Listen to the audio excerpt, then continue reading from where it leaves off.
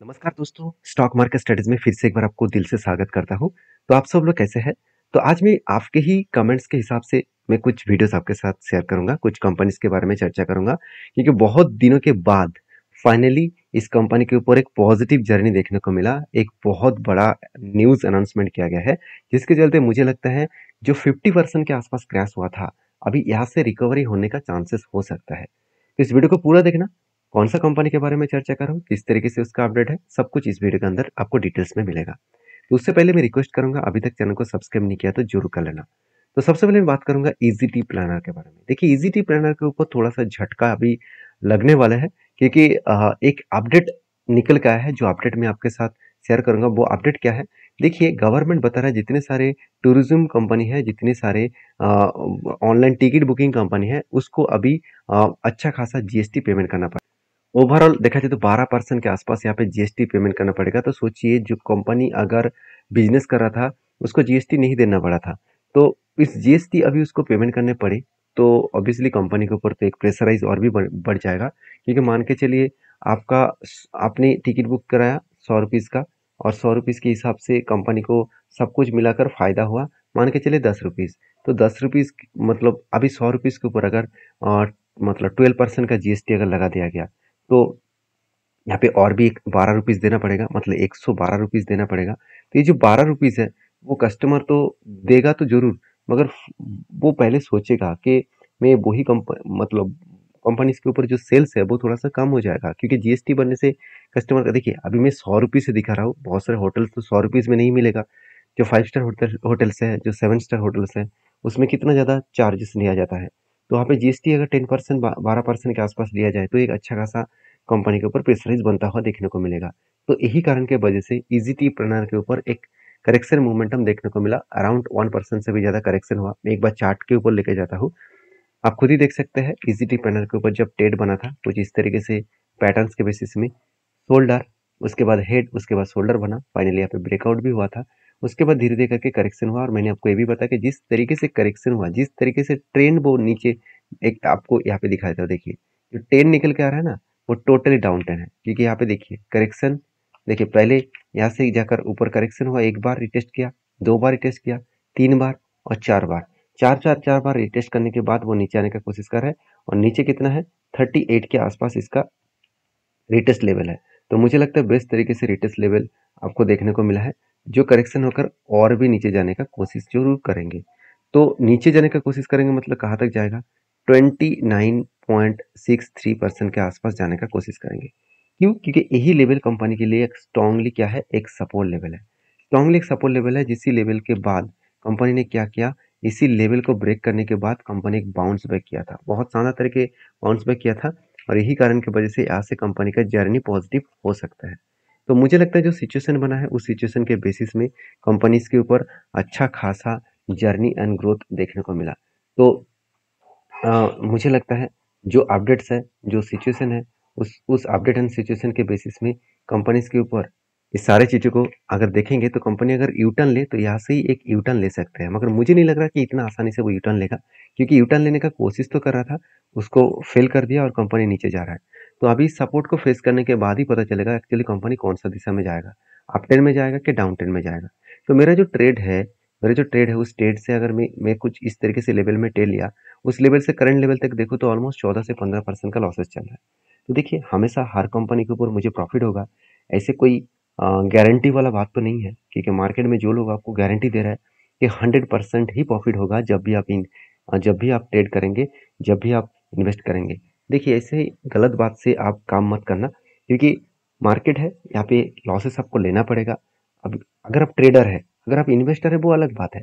क्योंकि इन्वेस्टर को आपको हमेशा जो उस कंपनी के ऊपर आपने इन्वेस्ट किया, उसके ऊपर भी 100% प्रॉफिट मिलेगा, इसका कोई भी गारंटी नहीं है। तो चीज़ों को पहले समझिए, उसके बाद काम करिए।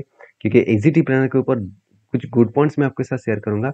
वो पॉइंट्स क्या है? कंपनी का रेवेन्यूज का जो डेटा है, उस हिसाब से देखा है कंपनी का सेल्स एंड सर्विसेज के ऊपर ही पूरा का पूरा 90% बिजनेस चल रहा है। बाकी कंपनी का एडवर्टाइजिंग के ऊपर कंपनी का 9.52 अराउंड 9.5% के आसपास बिजनेस चल रहा है। तो बिजनेस जो है वो जिस लेवल में बिजनेस हो रहा है उस लेवल का ग्रोथ और भी बढ़ने वाला है, क्योंकि इंडिया के जो टूरिज्म पैकेज है वो बहुत ज़्यादा तेजी से ग्रोथ हो रहा है, क्योंकि लोगों के हाथ में पैसा होगा तो सबसे पहले वो घूमने जाने के लिए कोशिश करेंगे, क्योंकि मैं खुद ही देख चुका हूँ। आज ट्रेन्स में अगर किसी जगह से दूसरी जगह तक जाने के लिए मैं सोचूं तो वहाँ पे रिजर्वेशन मिलना बहुत बड़ा दिक्कत हो चुके हैं, और फ्लाइट्स में भी बहुत सारे रिजर्वेशन मिलना मतलब बहुत ज़्यादा रिजर्वेशन इजीली नहीं मिलता है। तो सी चीज़ों को पहले समझिए, कंपनीज का अच्छा खासा परफॉर्मेंस होने के कारण कंपनी में यहाँ पे ग्रोथ ऑफ पोटेंशियल अच्छा खासा देखने को मिल सकता है। तो बाकी आपके क्या ओपिनियन है जरूर मुझे कमेंट्स करना, क्योंकि कंपनीज के ऊपर जो पॉजिटिव जर्नी है वो होने में थोड़ा सा टाइम लग सकता है। तो मैं इस कंपनी के ऊपर बुलिश हूँ, आपकी क्या राय है जरूर कमेंट्स करना, आपने किस लेवल में बाय किया है वो मुझे कमेंट्स करके बता सकते हैं। तो नेक्स्ट जो कंपनी उसका नाम है Rajesh export. Finally Rajesh export के ऊपर एक दिन में एक बहुत बड़ा तेजी देखने को मिला। अराउंड अराउंड जो तेजी है वो 15% के ऊपर देखने को मिला था। तो ऐसे क्या हो गया कि अचानक राजेश एक्सपोर्ट के ऊपर पॉजिटिव इस तरीके से जंप देखने को मिला। चलो एक बार आपको मैं चार्ट को दिखाई देता हूँ। देखिए ओवरऑल एक दिन में कितना जंप हुआ, मैं टोटल ओवरऑल इसका कैंडल को अगर देखूँ, मैं एक बार कैंडल को मार्किंग कर लेता हूँ तो और भी आपको समझाने में आसान होगा। तो टोटल ओवरऑल इस कैंडल का मार्किंग किया तो ओवरऑल 15 to 16% का जंप देखने को मिला। तो ऐसे क्या हो गया कि इतने दिनों से पहले भी एक जंप हुआ था, उसके बाद करेक्शन हो गया, फिर से एक बार जंप हुआ, फिर से करेक्शन हो गया, फिर से यहाँ पे जंप हुआ है, क्या ऊपर जाएगा? बिल्कुल नहीं, यहाँ से भी करेक्शन होने का चांसेस है। तो मगर एक चीज़ों को यहाँ पे मैं नोटिस आपको कराऊंगा, पहले जितनी बार इस तरीके से पॉजिटिव जंप हुआ था उसमें वॉल्यूम पॉजिटिव तो था, मगर पिछले दिनों में जो वॉल्यूम हुआ वो तगड़ा वॉल्यूम है, हाई वॉल्यूम है। इतना हाई वॉल्यूम क्यों हुआ? ऐसे क्या क्या न्यूज़ आया है? एक्चुअली कोई न्यूज़ नहीं है, कंपनी के ऊपर एक बिग डील हुआ है। बिग डील में आपके साथ शेयर किया हो, आप देख सकते हैं डिलीवरी ब्लॉक डील, मतलब बिग ब्लॉक डील किया गया है, और वो भी किसके ऊपर? राजेश एक्सपोर्ट के ऊपर। तो शेयर होल्डर जो है वो स्टॉप जूम अप टू 18%, तो अराउंड 16 to 18% का जंप एक दिन में देखने को मिला।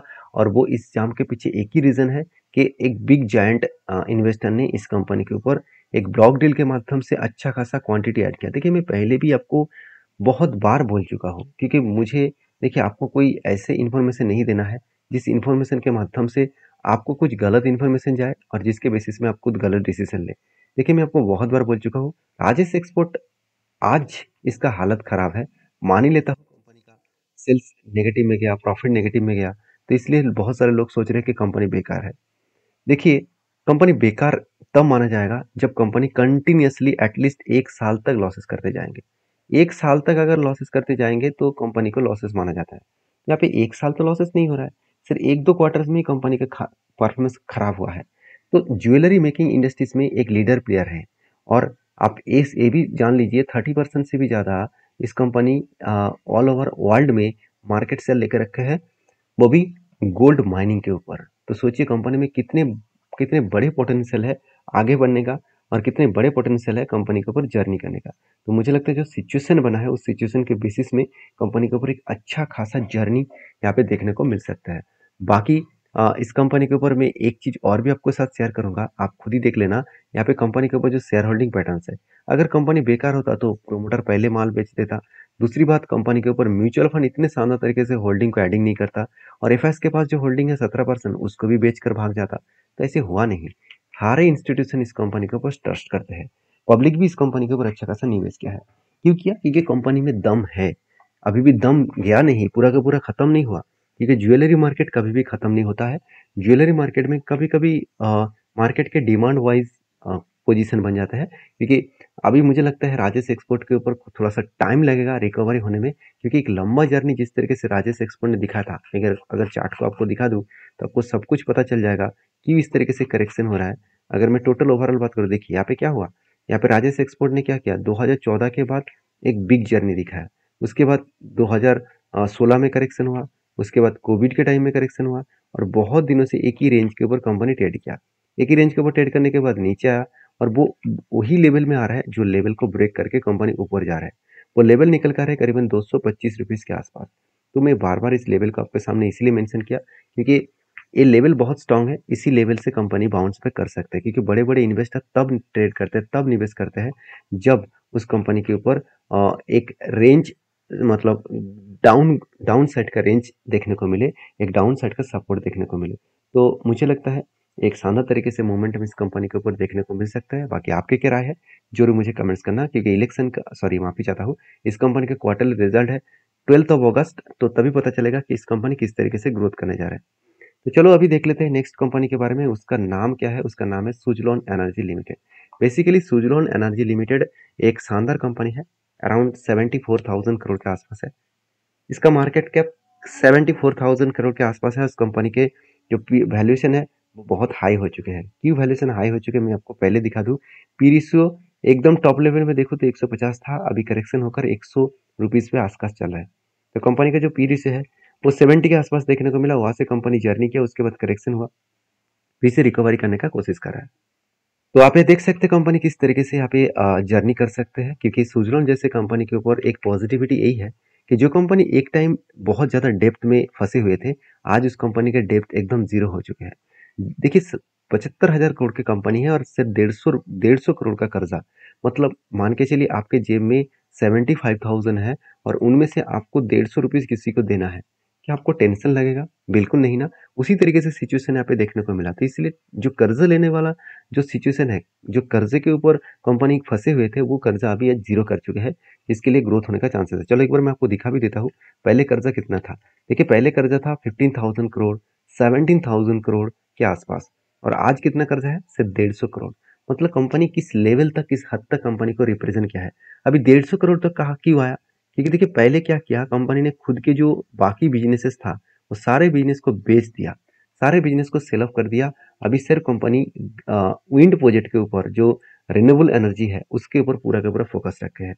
और कंपनी की एक गुड अपडेट भी है जो मैं आपके साथ शेयर करूंगा। वो अपडेट क्या है? कंपनी को नया एक प्रोजेक्ट मिला, Suzlon energy bags order to, आप देख सकते हैं 103.95 मिलियन का टोटल ऑर्डर्स मिल चुके हैं। तो सॉरी 103.95 मेगावाट का टोटल विंड प्रोजेक्ट कंपनी को मिल चुके हैं। एक शानदार तरीके से प्रोजेक्ट कंपनी को मिला है। इस प्रोजेक्ट के चलते कंपनी में एक अच्छा खासा जर्नी आपको देखने को मिलेगा। तो मुझे लगता है बेस्ट तरीके से यहाँ पे सिचुएशन दिखा, जिस सिचुएशन के बेसिस में कंपनी आगे बढ़ सकते हैं, कंपनी में जर्नी हो सकते हैं। तो बाकी आपके क्या ओपिनियन है जरूर मुझे कमेंट्स करके बताना। और मुझे लगता है इस कंपनी के ऊपर काम करने से पहले एक बार डीपली रिसर्च कर लेना, क्योंकि कंपनी के ऊपर जो टेक्निकली चार्ट पैटर्न्स बना था, यहाँ पे cup with hand patterns, finally breakout, breakout confirmation, उसके बाद जब भी रिटेस्ट किया तब मैंने बताया कि इस जगह पे मैंने एंट्री लिया, उसके बाद और भी नीचे आया था, उसके बाद धीरे धीरे करके देखिए टारगेट को अचीव किया। तो पेशेंस बहुत इंपॉर्टेंस होते हैं। कंपनी के ऊपर जब एंट्री लिया था उसके लेवल से टारगेट तक देखो तो ऑलमोस्ट 130 दिनों में अराउंड 21% के आसपास रिटर्न मिला। तो यही होते हैं पावर। अगर आपको भरोसा है किसी कंपनी के ऊपर, वो कंपनी आज नहीं तो कल आपको जरूर रिकवरी करके देंगे। तो नेक्स्ट जो कंपनी उसका नाम है वेंटेज नॉलेज ऑफ एकेडमिक्स लिमिटेड। तो वेंटेज नॉलेज एकेडमिक्स लिमिटेड जो है वो एक छोटा सा कंपनी है, फिर भी इस कंपनी के ऊपर एक बड़ा अपडेट भी है 12 तारीख को। मतलब कल के दिन कंपनी हर एक के बदले आपको 10 शेयर देने जा रहे हैं। तो जो लोग स्प्लिट पाना चाहते हैं तो एक बार प्लीज डीपली रिसर्च करें, सिर्फ यही कंपनी के ऊपर नहीं, सारे कंपनीज के ऊपर रिसर्च करके काम करना। मेरे तरफ से किसी भी कंपनीज के ऊपर बाई सेल का रिकमेंडेशन नहीं है। मेरे खुद का जो ट्रेड है, मेरा खुद का जो ओपिनियन है, वो मैं आपके साथ शेयर किया हूँ। आज ओपिनियन, आप उस ओपिनियन को वेरीफाई करिए, उसके बाद कुछ डिसीजन लीजिए। तो मिलते हैं नेक्स्ट वीडियो में, तब तक के लिए धन्यवाद।